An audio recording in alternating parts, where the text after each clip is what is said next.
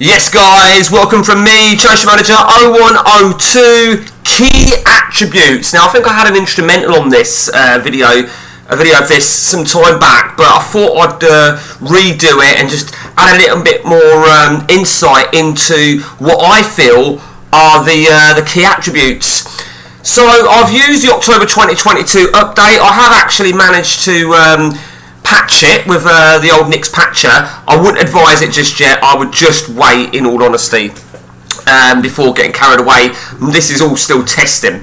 So what are the key attributes of what position? Well, you know, everybody may have a difference of opinion on this. I've got my own preference. So what we'll do is we'll start with centre backs to begin with. Now centre backs is interesting because I find with centre halves it's hard to get consistent performers until the players are a little bit older, a little bit more experienced. But if we take Cristian Romero, we'll take him for example, there's three main attributes I look at, and whilst there are more, but there's three key ones for me personally, and they are tackling, obviously, he's fucking centre half, positioning and marking. Now, there are a lot of others to take into account. It's almost like an A-list, and they would be on the A-list. On the B-list, I think decisions is important. I feel jumping is important, but jumping and heading, you know, that's really the height side of things. Teamwork, you know, they're sort of a mental attribute. It's good to have pace, of course it is. Good to have passing, of course it is. But in terms of the key attributes, in my opinion, and it is only my opinion, bravery is a real big one as well. So that is a centre half. Let's take a look at left back. Now left back, to be a left back, you really need to be good. You need to be good at tackling, no doubt about that. But on the flip of that, you also you're responsible really to bomb down down one side of the pitch and try and whip a cross in. So therefore, for me personally, pace is important, crossing is important, but so is tackling, because you still need to get tracked back and you need to tackle. So you can see my example there of using Ivan Perisic isn't the greatest example in the world, with him having a tackling of only 8. Again, other people may have different opinion on that, but you know, hey ho.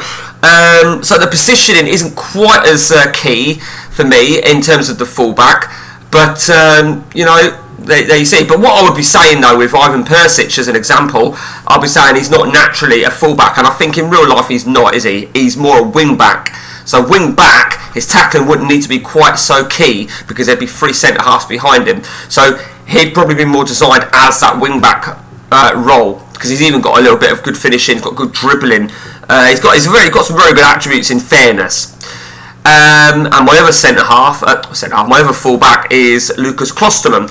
Again, probably would be better as a wing back, so might even be better to play wing back alongside Perisic on the other side.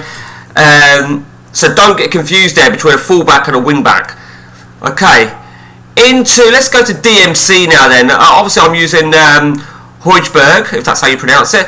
Now, defensive midfield, I've always felt tackling and passing are very, very important. Now, on my 3-man game, I feel decisions are important. You know, again, there are more. I think tackling, passing, decisions, positioning, you know, it's really key. I think the DMC role, it's a bit of an overpowered position, or it was in the ODB and on some of the older versions, but it's a really key role. And I'm saying overpowered because I think they've pretty much rectified that on the update. It's no longer as overpowered, and you wouldn't necessarily have a slot just for DMC. You'd have him in midfield, so you wouldn't necessarily have Höjbjerg where I've got him. You'd have him in central midfield, maybe with an arrow going back. So DMC is a massive, massive role. In MC, now MC, where I've got Goretzka here, I mean, some people, or even me, I play attacking midfielders there, but the most obvious one is passing. Passing is key. Technique is very important, but passing, pace, and obviously, if it's an attacking midfielder, flair, because the flair needs to be up there as well. Looking at aggression, now aggression, obviously a high aggression isn't great, of course it's not, red cards waiting to happen, but Roy Keane was Roy Keane because of Roy Keane. You know, he had that aggression, and that was a big factor in how he was. Same with Vieira. You know, so creativity is also important from a central midfielder, but predominantly also from an attacking midfielder. The wings. Now let's have a look at Brian Gill. Now the wings, crossing is massive, pace is massive. Balance is important. He can stay on his feet. Flair from a winger. I mean, finishing would be good if you're playing as a bit of a more of a forward winger. Brian Gill could do well. I think I've got Song on the other side. Song is like the ultimate winger who can move up top. He's got finishing, dribbling. I mean, look at that. Crossing is massive. Pace is massive. Long shots is important as well. There's a lot of key ones. It's too many to really bring it down to an A list. And up top, Harry Kane, finishing. The three common ones: finishing, off the ball, and pace. They are the three most important ones. But influence, he's going to be a good captain. Jumping, I'm not sure I'd agree with jumping of 17 for Harry Kane. Determination. Again, this is something I believe was rectified on the more latter updates, but determination, regens, they always came back with a low determination and don't really go up. So I don't know how much that's rectified, but yeah, so that's that. And finally, goalkeeper. Now, again, there's a few for goalkeepers. The most common ones are agility, handling, and reflexes. So whilst they are 16, 15, 15, influence is obviously good. Jumping is important. It can jump. Positioning is important. Decisions is important.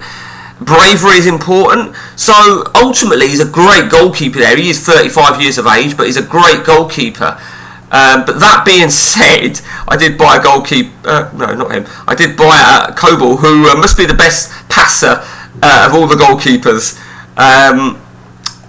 So that is positions. Now, let's take a look, see if we can see any other positions. So let's take Kingsley Coman. Now, attacking midfield, so if you were to play somebody there, for example, Kingsley Coman, let's see where he'd fit. He's got the pace. He hasn't. Well, long shots is almost there. Marking doesn't matter about marking for an attacking midfielder, but I think he could do really well. He could also very versatile. He's got the attributes to cover that versatility.